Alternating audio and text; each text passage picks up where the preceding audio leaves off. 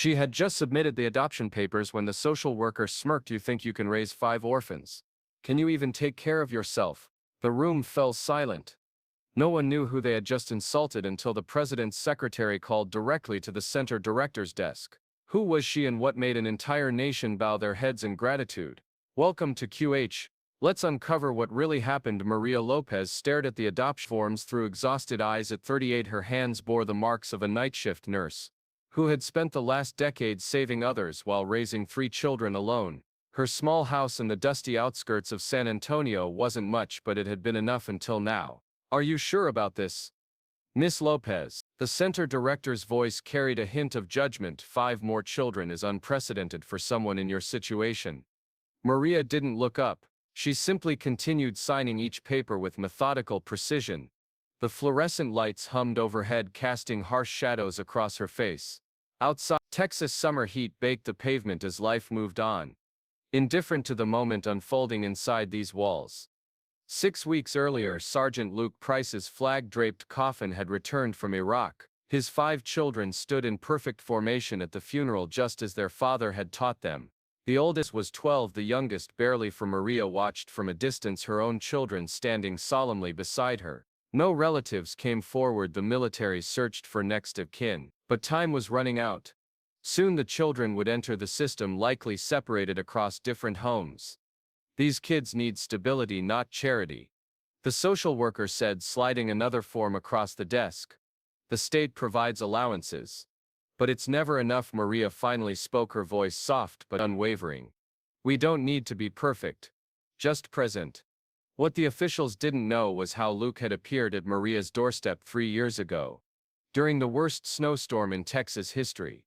Her heating had failed, her youngest was running a fever, and she'd been working double shifts for weeks without a word. He fixed her furnace, stocked her refrigerator, and shoveled her driveway. When she tried to repay him, he simply said, "My wife would have wanted me to help.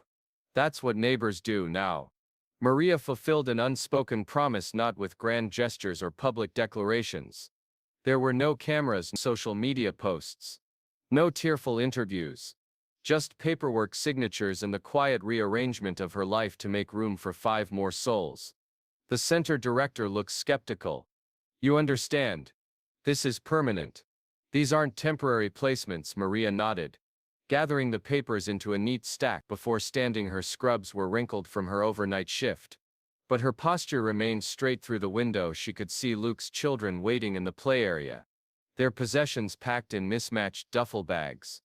"I understand, permanent," she said. "So did their father." As she walked toward the door, the social worker called after her, "How do you expect to manage all this alone?" Maria didn't turn around. She simply paused, her hand on the doorknob. Some burdens aren't meant to be carried alone, but someone has to be willing to take the first step. Maria kept a small wooden box beneath her bed. Inside lay a folded letter she'd never sent to her younger brother Carlos, a Marine who never returned from his 3rd deployment a decade ago. Beside it rested another letter, this one from Luke Price, written 3 days before his final mission. "If anything happens to me," it read in careful penmanship, "make sure they're not alone. You're the only one I trust with this, Maria. You understand what it means to carry on." The connection between Maria and Sergeant Price ran deeper than neighborly concern. They shared the invisible bond of loss that only military families truly comprehend. Luke had served alongside Carlos in the same unit when news came of Carlos's death. It was Luke who stood at Maria's door, still in uniform, offering not empty words but silent understanding. "Your brother saved my life twice," he told her once during a rare moment of openness. "I couldn't save him, but I promised him I'd look after his family if anything happened." Years later, when Luke's wife succumbed to cancer, Maria returned that care, organizing meal deliveries and helping with childcare between her shifts. Their families became intertwined through necessity and respect, not romance. In the envelope with Luke's letter was a military ID card with handwritten words on the back: "To the bravest civilian I know." The adoption process proceeded without fanfare. Maria converted her living room into a bedroom, worked extra shifts, and rearranged her entire existence around 8 children. Her oldest, now 16, stepped up to help with homework and dinner preparation. Her middle child organized a clothing drive at school. Her youngest welcomed his new siblings with the unquestioning acceptance only children possess. 4 weeks after the adoption was finalized, an official envelope arrived from the Pentagon. Inside was a brief request for a private meeting. No explanation. No context. Maria assumed it concerned Luke's benefits or perhaps some paperwork error. What she couldn't know was that Luke's commanding officer had submitted a detailed account of their intertwined history to the Presidential Military Family Recognition Program. Her story had reached the Oval Office during a routine brief. The meeting took place at a local military base, away from press or public attention. Maria arrived in her best dress, the same one she'd worn to Carlos's funeral. She expected bureaucrats and paperwork. Instead, she found herself ushered into a room where the commander-in-chief waited. Miss Lopez, the president said, extending a hand. I wanted to meet the woman who embodies the value we hope to inspire. Maria stood frozen, unsure of protocol or expectation. Behind the president stood Luke's commanding officer and several high-ranking officials. On a small table lay a velvet box and a leather folder. Sergeant Price wrote to me before his final mission, the president continued. Didn't ask for medals or recognition. He asked that someone check on his children, and the nurse who lived next door said you were the strongest person he'd ever met. The president opened the velvet box, revealing the Civilian Medal of Honor, the highest recognition a non-military citizen could receive. Beside it, he placed a folder containing educational trust funds for all 8 children. Guaranteed collegiate futures secured by presidential directive. This country is strong because of people like you, the president said, his voice lowering to ensure the moment remained between them. Not because we tell your story, but because you live it. Maria's hands trembled as she accepted the honors, not from pride or excitement, but from the weight of what they represented. The legacy of 2 soldiers. The future of 8 children. The quiet dignity of service without audiences. The meeting concluded. The president added one final request. The press will want this story. It's your choice whether to share it. Maria considered this carefully before responding with respect. Sir, some acts of courage need no audience. The children have lost enough without becoming symbols. The president nodded slowly, understanding the wisdom in her restraint. Then we'll honor your privacy as you've honored their sacrifice. Many do the right thing when they're seen. She did the right thing when no one knew her name. If you still believe in the value of silent action, type respect. The story should have ended there. Private recognition of a personal sacrifice. But true courage rarely remains contained. During Luke's memorial service, 1 year after his death, his commanding officer spoke of the family he left behind without naming Maria. He described how a single mother with 3 children of her own had stepped forward when no one else would. How she had transformed her modest home into a haven for 5 orphaned children. How she worked night shifts and slept in 4-hour increments to maintain her promise to a fallen comrade. The story rippled through the military community. Veterans groups began calling base, requesting the name of this remarkable woman. Military spouses organized meal trains and clothing drives for the family. But Maria declined interviews and redirected donations to a foundation for other children of fallen soldiers. This isn't about me, she insisted when the local news station appeared at her doorstep. This is about honoring a promise. Her reluctance only intensified public fascination in Washington. A senator introduced the Quiet Courage Initiative, allocating additional resources to families adopting children of service members killed in action. The program passed with unanimous support, a rare moment of political unity inspired by Maria's silent determination. The same social worker who had questioned Maria's capacity now traveled the country speaking about the experience.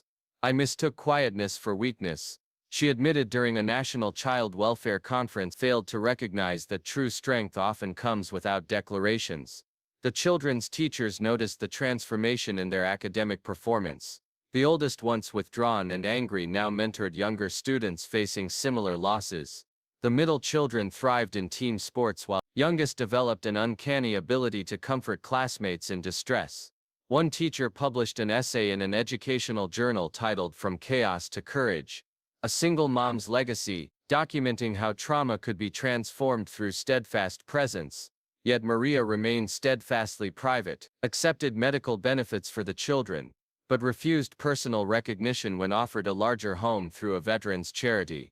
She gently declined, explaining that stability wasn't about square footage, but consistent presence. Her example sparked a movement. Within 3 months, 12 families across Texas stepped forward to adopt children of fallen service members. A teenage boy who had spent years in foster care approached his temporary guardians and asked, "Could I stay forever? Like those Price kids?" A retired couple converted their empty nest into a transitional home for siblings awaiting permanent placement, citing Maria's story as their inspiration. The president, honoring his promise of privacy, never mentioned Maria by name, but during a Veterans Day address he spoke of ordinary citizens performing extraordinary acts of devotion, without expectation of recognition. His eyes met Maria in the crowd where she stood with all 8 children, each wearing a small flag pin over their hearts. The Department of Defense created a specialized support network connecting military widows and widowers with community resources. They named it Operation Price, a subtle acknowledgement that went unnoticed by most but carried profound meaning for those who understood its origin. 6 months after the adoption, Maria received a hand-delivered letter from the commander who had served with both Luke and her brother. Inside was a unit patch and a simple note. "Your brother once told me that courage isn't found on battlefields, but in daily decisions to put others first. He would recognize himself in you." That night Maria gathered all 8 children in their crowded living room. Without explanation, she placed 2 folded flags on the mantel, one for her brother, one for Luke. Between them she set a framed photo of all 8 children together. "Family isn't always born," she told them, her voice steady despite her tears. "Sometimes it's built through promises kept. Some stories don't need to go viral. They just need to be remembered. If you believe quiet love can change the world, type courage." 5 years passed, the initial attention faded, but the impact deepened. Maria still worked night shifts, though now as a nurse supervisor her schedule allowed her to be home when the children returned from school. The oldest Price child had graduated with honors and received a full military academy scholarship, though he planned to become a doctor rather than a soldier. "I want to save lives like you do," he told Maria at his graduation. Their house remained modest, but had evolved. The backyard now featured a vegetable garden where all 8 children tended their own plots. The garage had been converted into a study space with 8 desks arranged in a circle. The walls displayed artwork, sports trophies and academic achievements, tangible evidence of lives not merely surviving but flourishing. The dining table extended through mismatched editions. "Always held one empty chair, for those who protect us, but can't return," Maria explained to visitors. It wasn't a shrine to grief, but a testament to continued presence. The understanding that absence remains part of family identity. On the wall hung 2 folded flags in identical cases. Between them hung a simple wooden plaque engraved with the words, "Courage is not the absence of fear, but the triumph of presence over absence." The community around them had transformed as well. Neighbors now routinely gathered for Sunday dinners, bringing dishes and staying to help with homework. Fellow nurses adjusted schedules to ensure Maria could attend school events. A retired veteran taught the older boy carpentry in his garage workshop. A military widow led a support group for the girls. During the high school graduation ceremony for the second oldest Price child, his principal departed from prepared remarks. "In our community," she said, gazing directly at Maria in the audience, "we've witnessed something remarkable. She didn't just adopt children, she adopted duty, and she carried it better than most of us ever could." Maria's own children, now adults themselves, spoke of their expanded family not as a burden their mother had assumed, but as the most profound lesson of this. Her oldest son, accepted to medical school, wrote in his application essay, "My mother taught me that family isn't defined by circumstance, but by choice. Every day she chose courage over convenience." The youngest Price child, now 9, had no conscious memory of his biological father, yet when asked to draw his family for a school assignment, he created a circle that included not only his siblings and Maria but also 2 figures in uniform, watching from above, guardians rather than ghosts on quiet evenings when homework was finished and younger children were in bed. Maria sometimes sat on her porch steps, gazing at stars barely visible through city lights. She never spoke of sacrifice or hardship when asked how she managed it all, simply smiled and said, "Some loads are heavy because they matter. Not everyone who serves wears a uniform. Some people do the right thing quietly, but leave echoes that never fade."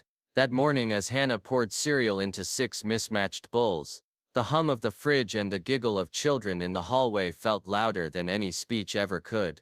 What she'd done wasn't just adoption, it was resurrection of dreams, of security, of hope. And though headlines would fade, the lives she'd mended would echo for generations.